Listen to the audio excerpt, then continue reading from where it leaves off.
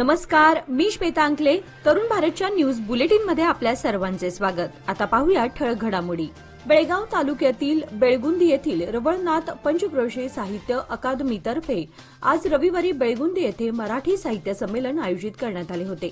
संमेलन 4 सत्रात पार पडले. संमेलनामध्ये महाराष्ट्र व विविध भागातील साहित्यिक उपस्थित होते. संमेलनाध्यक्ष म्हणून ज्येष्ठ कवयित्री सुजाता पेंडसे उपस्थित होत्या. यावेळी संमेलनात साहित्यिकांची मांदियाळी रसिकांना अनुभवता आली. प्रारंभी गावातील विविध गल्लीतून ग्रंथ दिंडी काढून साहित्याचा जागर केला. त्यानंतर चंदगड येथील आमदार शिवाजीराव पाटील यांच्या हस्ते संमेलनाचे उद्घाटन करून मुख्य कार्यक्रमाला सुरुवात करण्यात आली. यावेळी सीमा भागातील बहुसंख्य नागरिक, विद्यार्थी उपस्थित होते. वाहतूक पोलिसांकडून 2 दिवसांपासून बाजारपेठेतील अतिक्रमितांना हटवण्याची कारवाई जोरात सुरू आहे. यामुळे बाजारपेठेने मोकळा श्वास घेतला असला तरी कारवाईला व्यापारी, व्यावसायिक आणि फेरीवाल्यांनी आक्षेप घेतलाय. गेल्या अनेक वर्षांपासून रस्त्याकडेला बसून व्यापार व्यवसाय आम्ही करतो. आता अचानक कारवाईमुळे उदरनिर्वाहाचा प्रश्न उपस्थित झाला आहे. त्यासाठी कारवाई थांबवावी अशी मागणी त्यांनी केली आहे. मलेशियामध्ये खेळवल्या जात असलेल्या 19 वर्षांखालील महिला T20 विश्वचषकाचा अंतिम सामना आज रविवारी दिनांक 2 फेब्रुवारी रोजी क्वालालंपूरच्या बायू मास ओव्हल मैदानावर पार पडला. या सामन्यात भारतीय महिला संघाने दक्षिण आफ्रिका संघाचा 9 विकेट्सने पराभव करत दुसऱ्यांदा विश्वचषकावर नाव कोरलंय. रामतीर्थनगर येथील शिवालय व हर्षा हॉटेलजवळ येथे नुकतेच युवा नेते अमान सेठ आणि आसिफ सेठ फाउंडेशन यांच्या संयुक्त विद्यमाने स्वच्छता मोहीम यशस्वीरित्या राबवण्यात आली. या उपक्रमाचा उद्देश केवळ परिसर स्वच्छ करणे इतकाच नव्हता, तर नागरिकांमध्ये जबाबदारीची जाणीव निर्माण करणं, त्यांना एकत्र आणणं हा होता. या मोहिमेला स्थानिक रहिवासी आणि स्वयंसेवकांचा मोठा प्रतिसाद लाभला. स्वच्छता मोहिमेअंतर्गत रस्ते, विविध सार्वजनिक ठिकाण आणि परिसर स्वच्छ करण्यात आला. या परिसरात मोठ्या प्रमाणात साचलेला कचरा, प्लास्टिक, कागद आणि अन्य प्रकारचा कचरा गोळा करण्यात आला. कॅन्सर रुग्णांमध्ये दिवसेंदिवस वाढ होत आहे.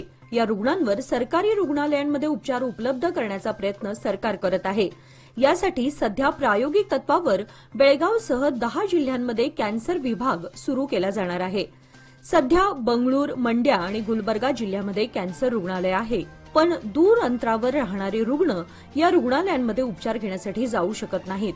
त्यामुळे प्रत्येक जिल्हा रुग्णालयात कॅन्सर विभाग सुरू केला तर रुग्णांसाठी सोयीस्कर होईल असा विचार सरकारने केलाय. दरवर्षी कॅन्सर रुग्ण वाढत असल्याने कल्याण कर्नाटक भागातील गुलबर्गा जिल्हा रुग्णालयाचा दर्जा वाढवण्याचा निर्णय घेण्यात आलाय. सार्वजनिक ठिकाणी कचरा टाकू नका असे ग्रामपंचायत प्रशासनाकडून नागरिकांना वारंवार सूचना देऊनही कचरा रस्त्याच्या कडेला फेकण्याचा प्रकार काही थांबण्याची चिन्हे नाहीत. कचरा येथे टाकू नये फलक लावून सुद्धा दंड भरू पण कचरा रस्त्यातच टाकू अशा बेशिस्तीचा अनुभव हिंडलगा ग्रामपंचायत प्रशासनाला येतोय. हिंडलगा ग्रामपंचायत व्याप्तीतील गणेशपूर, लक्ष्मीनगर, रामघाट रोडवर स्वच्छता कायम राहण्यासाठी ग्रामपंचायत प्रशासनाकडून परिसर स्वच्छ करण्याचे प्रयत्न सुरू असून नागरिकांनी नियमांचे पालन करावे अशी सूचना फलक उभारण्यात येणार आहे. अन्यथा ग्रामपंचायत मार्फत रस्त्यावर कचरा टाकणाऱ्यांवर दंडात्मक कारवाई करण्यात येणार आहे.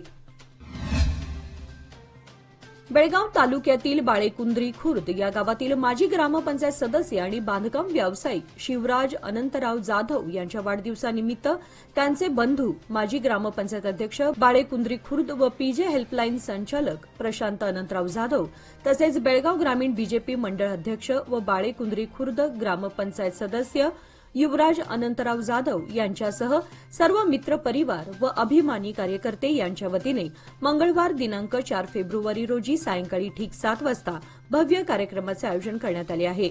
या प्रसंगी महाराष्ट्राच्या सुप्रसिद्ध लावणी नृत्यांगणा आणि आपली अदाकारीने घायाळ करणाऱ्या गौतमी पाटील यांच्या लावणीचा कार्यक्रम बाळेकुंद्री खुर्द गावातील लक्ष्मीनगर येथील जाधव सरकार मैदानावर आयोजित करण्यात आला आहे.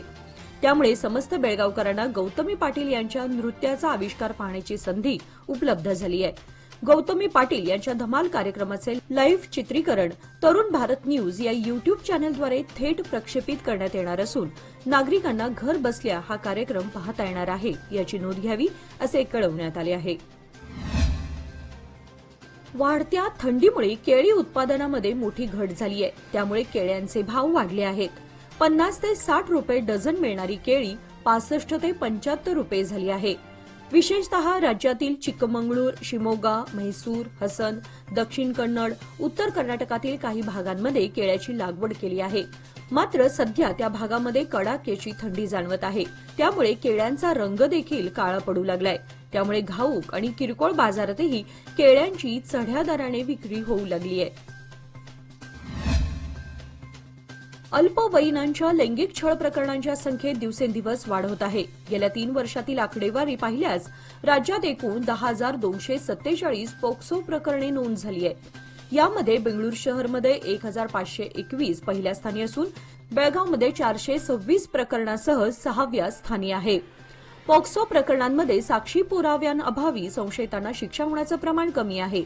शिवाय पीडितांच्या कुटुंबियांकडून सहकार्य मिळत नसल्यानं प्रकरणांच्या तपासात अडचणी येतात. अल्पवयीनांवरील लैंगिक छळांबाबत जागृती केली जात आहे, पण त्यास म्हणावा तसा प्रतिसाद मिळताना दिसत नाही. बेळगाव जिल्हा रुग्णालयात आणखी एका गर्भवती महिलेचा मृत्यू झाल्याची धक्कादायक घटना काल शनिवारी रात्री उशिरा घडली. बेळगाव तालुक्यातील करडीगुड्डी गावातील गंगव्वा गोदाकुंद्री वय 31 असं मृत झालेल्या महिलेचं नाव आहे. गंगव्वा यांना 28 जानेवारी रोजी बिम्स रुग्णालयात दाखल करण्यात आलं होतं. 30 जानेवारीच्या रात्री गर्भवती महिलेने बाळाला जन्म दिला. मात्र डॉक्टरांनी 31 जानेवारी रोजी महिलेच्या कुटुंबाला गर्भवती महिलेचा रक्तदाब कमी आणि गंभीर असल्याचं सांगितलं होतं. त्यानंतर लवकरच बाळंतीण महिलेचा मृत्यू झाला असा आरोप तिच्या नातेवाईकांनी केलाय. नवे पाऊल नवा संकल्प लोकमान्य सोसायटी सादर करत आहे लोकमान्य शुभारंभ ठेव योजना, जी देते तुमच्या ठेवीवर आकर्षक व्याज. ज्येष्ठ नागरिकांसाठी 0.5% अधिक व्याज. अधिक माहितीसाठी कॉल करा 1800-212-4050. लोकमान्य, जिथे पैसा वाढतो आणि नातं वृद्धिंगत होतं. वाघवडे, मच्छे, किणये परिसरातील शेतकऱ्यांना अनियमित वीज पुरवठ्याचा सामना करावा लागतोय. याबाबत मच्छे विभाग हेस्कॉम कार्यालयाला निवेदन देण्यात आलं होतं. आज रविवारपर्यंत याबाबत निर्णय घ्यावा अशी मागणी करण्यात आली होती. मात्र यावर अद्याप ठोस भूमिका घेतली नाही. तर मंगळवारी सकाळी 10:30 वाजता धरणे आंदोलन करण्यात येणार असल्याची माहिती हेस्कॉम अभियंत्यांना देण्यात आली. वसंत पंचमीच्या शुभमुहूर्तावर श्री विठ्ठल रुक्मिणी मातेचा शाही विवाह सोहळा संपन्न होत असून त्यानिमित्ताने श्री विठ्ठल रुक्मिणी मंदिरात आकर्षक फुलांची सजावट करण्यात येणार आहे. जिप्सी, डेझी, सूर्यफूल, गुलाब, रेड गुलाब, पांढरा गुलाब, पिंक गुलाब, पिवळा गुलाब, जरबेरा, बिजली, अस्टर, शेवंती, पासली, काडी, गिलाडो, डिर्शना इत्यादी सुमारे 3.5 ते 4 टन फुलांचा आणि 1 टन ऊसाचा वापर करण्यात येणार आहे. श्रींचा गाभारा, विठ्ठल सभा मंडप, श्री संत नामदेव महाराज पायरी, रुक्मिणी सभा मंडप या ठिकाणी सजावट करण्यात आली आहे.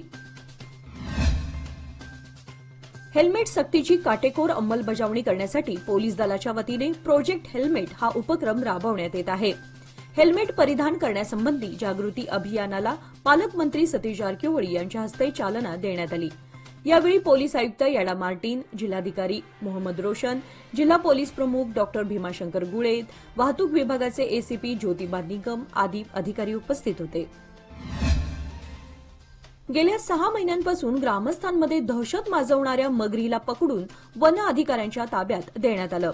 अथणी तालुक्याच्या सांबर्गे गावातील कृष्णा नदीमध्ये रात्रभर दिसणाऱ्या 6 फूट अकराळ विक्राळ मगरीला गावातील तरुणांनी सुखरूप जेरबंद केलं आहे.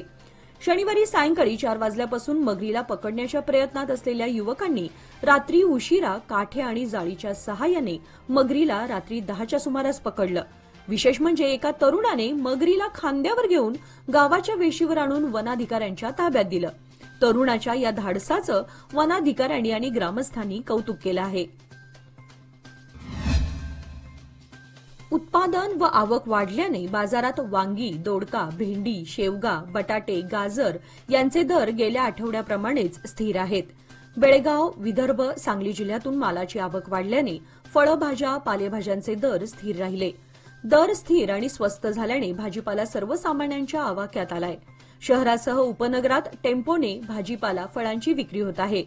बाजारपेठेमध्ये भाजीपाल्याची आवक वाढली आहे. वांगी, टोमॅटो, भेंडी, कारली, ढब्बू मिरची, दोडका या फळभाज्यांचे दर सरासरी 30 ते 60 रुपये किलो झाले आहेत. गेल्या आठवड्यामध्ये कोथिंबीरीच्या पेंडीचा दर 10 रुपये इतका होता. या आठवड्यात एक पेंडी 5 रुपये झाली आहे. संकेश्वरचे ग्रामदैवत श्री जगद्गुरू शंकराचार्य संस्थान मठ संकेश्वर करवीरच्या रथोत्सवाला आजपासून प्रारंभ होत आहे. यात्रा उत्सव 12 फेब्रुवारी अखेरपर्यंत होणार असून या काळात विविध धार्मिक कार्यक्रमांचं आयोजन करण्यात आले आहे. या सर्व कार्यक्रमांना भक्तांनी उपस्थित राहावे असे आवाहन करण्यात आलं आहे. निपाणी हरिनगर दुसरी गल्ली येथे घरगुती सिलिंडरचा भडका उडाल्याने घराला आग लागली. या आगीमध्ये जवळपास 75,000 रुपयांचं नुकसान झालं आहे. या आगीमध्ये कपडे, वायरिंग साहित्य, भांडी तसेच प्रापंचिक साहित्याचं नुकसान झालंय. शिवाजी दशरथ लाड असे आग लागलेल्या घरमालकाचे नाव आहे. शिवाजी लाड यांचे हरिनगर दुसरी गल्ली येथे राहते घर आहे. रविवारी सकाळी 7:45च्या सुमारास घरातील सिलिंडरचा अचानक भडका उडाला. या घटनेची माहिती अग्निशमन दलाला मिळताच घटनास्थळी धाव घेऊन आग आटोक्यात आणण्यात आली. डॉल्बी डीजे वाद्यांवर बंदी घालावी अशी मागणी श्री काळम्मा देवी महिला मंडळाने जमखंडी पोलीस ठाण्यात निवेदनाद्वारे केली. कोणतीही मिरवणूक, समारंभ यात डीजे लावण्याचे प्रकार वाढले असून याचा अबालवृद्धांना व खास करून रुग्णांच्या आरोग्यावर विपरीत परिणाम होत असल्याने अशा मोठ्या आवाजाच्या डीजे वाद्यांवर बंदी घालावी अशी मागणी श्री काळम्मा देवी महिला मंडळ सदस्य राजेश्वरी नामगोड, जानकीबाई आनिखिंडी, शांता नामगोड, नीता तेलबक्कन्नावर आदी उपस्थित होत्या. तालुक्याची जीवनदायिनी म्हणून ओळखल्या जाणाऱ्या मार्कंडेयच्या पाणी पातळी झपाट्याने घट झाली आहे. त्याबरोबर नदीत टाकण्यात आलेल्या कचऱ्यामुळे नदीला प्रदूषणाचा विळखा पडलाय. त्यामुळे नदीकाठच्या शेतकऱ्यांची चिंता वाढली आहे. जानेवारी महिन्यातच काही ठिकाणी नदी कोरडी पडली आहे. त्यामुळे पाण्याचा प्रश्न गंभीर बनण्याची शक्यता आहे. यंदा पावसाळ्यात समाधानकारक पाऊस झाला असला तरी दुसरीकडे नदीतील पाणी दिवसेंदिवस कमी होत आहे, तर दुसरीकडे नदीच्या पाण्यात कचरा आणि प्रदूषणाचा प्रश्नही निर्माण झालाय. आंतरराष्ट्रीय कृष्ण भावनामृत संघ म्हणजेच इस्कॉन बेळगावच्या वतीने दरवर्षीप्रमाणे यंदाही काल शनिवारी व आज रविवार 2 दिवसीय श्रीकृष्ण महामहोत्सवाचे आयोजन करण्यात आले होते. आज रविवारी सायंकाळी 4:30 ते 10 पर्यंत विविध धार्मिक कार्यक्रम होत आहेत.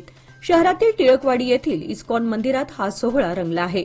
महोत्सवात नृसिंह यज्ञ, भजन, अभिषेक, प्रवचन, नाट्यलीला, महाप्रसाद आदी कार्यक्रम झाले. महोत्सवानिमित्त विविध स्टॉल्स उभारण्यात आले होते. याचबरोबर आजचे बातमीपत्र इथे संपले. अधिक माहिती आणि ताज्या घडामोडींसाठी पाहत रहा तरुण भारत न्यूज चॅनल. तसेच आमच्या चॅनलला लाईक, शेअर आणि सबस्क्राईब करायला विसरू नका. आणि विश्वासार्ह बातम्यांसाठी दररोज वाचा दैनिक तरुण भारत. धन्यवाद.